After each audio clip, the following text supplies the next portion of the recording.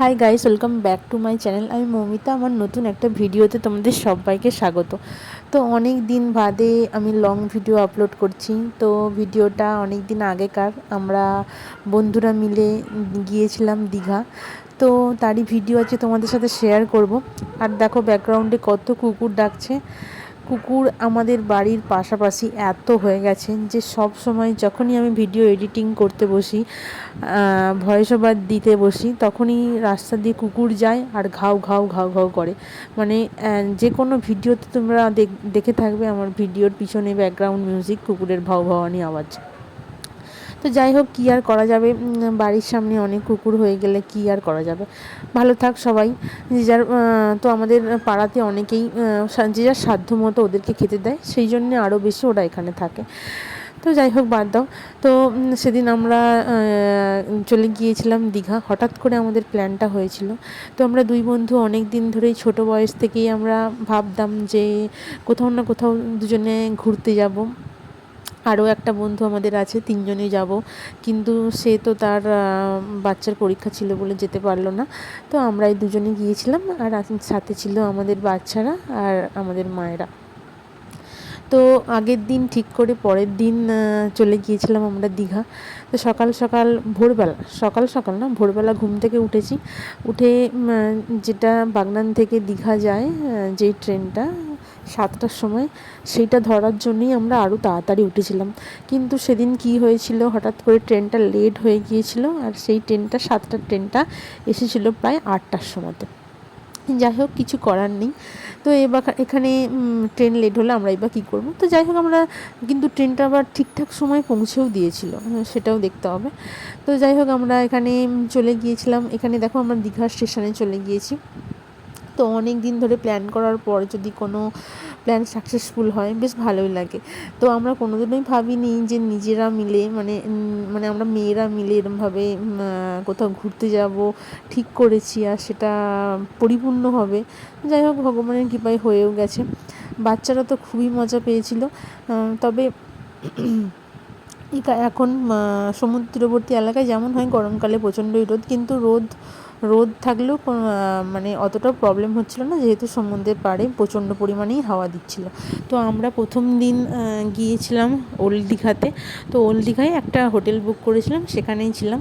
তো আমাদের প্ল্যান ছিল যে আমরা একদিনে বাড়ি চলে আসব, কিন্তু হঠাৎ করে মানে যেদিনকে আমরা পৌঁছাই তার পরের দিন সকালবেলা ভাবলাম যে চলো আমরা সি বিচে যাব।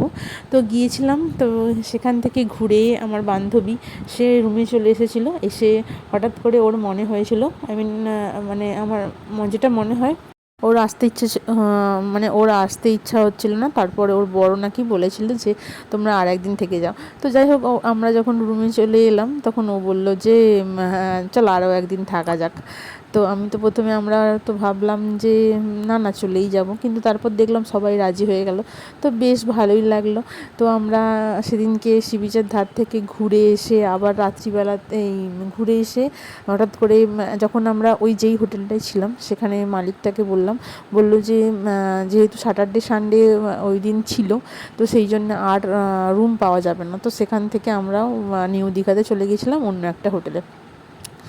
তো আমার তো অনেকেই এখন দেখি যে নিউ দীঘায় যায়, বলে কি না ওল্ড দীঘা ভালো না, কিন্তু আমার বেশ ওল্ড দীঘাটাই বেশি ভালো লেগেছে।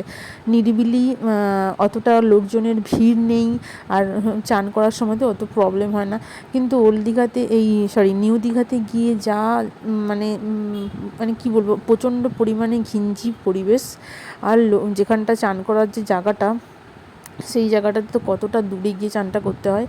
তো আমার একদম ভালো লাগেনি। যদি কোনো সময় মানে মানে কোনো একটা সময় যদি আবার দীঘা যাওয়া হয়, তো আমরা হচ্ছে যে এটা ঠিক করেছি যে আমরা ওল্ড দীঘাতেই থাকবো।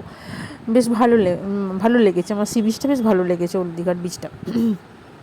তো যাই হোক, এখানে সন্ধেবেলাতে, মানে যেদিন গিয়েছিলাম সেদিন সন্ধেবেলায় আমরা সমুদ্রের তীরে গিয়েছিলাম, পাড়ে বসেছিলাম। তো আমার বান্ধবী, ও তো অফিসের কাজ করছিল, ও ল্যাপটপ নিয়ে বসেছিল।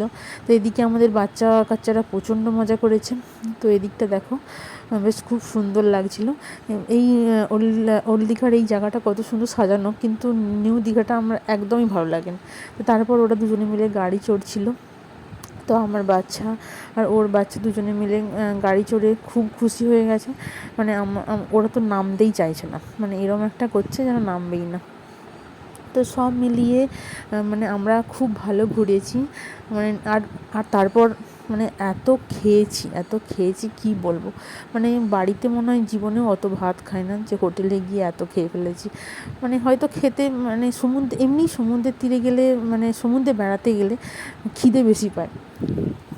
এটা আমি আগেও যখন পুরী গিয়েছিলাম তখন দেখেছিলাম, এবারেও দেখলাম, মানে গান্ডে পিন্ডি গেলা যাকে বলে, মানে সেটা হয়েছে, প্রচণ্ড পরিমাণেই খেয়েছি। তো যাই হোক, খুব ভালো ঘুরেছি।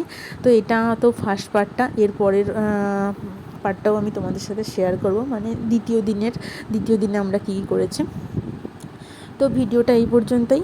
ভিডিওটা যদি ভালো লাগে অবশ্যই লাইক কমেন্ট করে দিও, আর চ্যানেলে যারা নতুন তারা অবশ্যই সাবস্ক্রাইব করে দিও। ফেসবুকে যারা নতুন তারা অবশ্যই আমার পেজটাকে ফলো করে দিও। দেখা হচ্ছে পরের ব্লগটাতে, মানে পরের দীঘার যে দ্বিতীয় দিনের ভিডিওটাতে। ততক্ষণে জানি টাটা, সবাই খুব ভালো থেকো।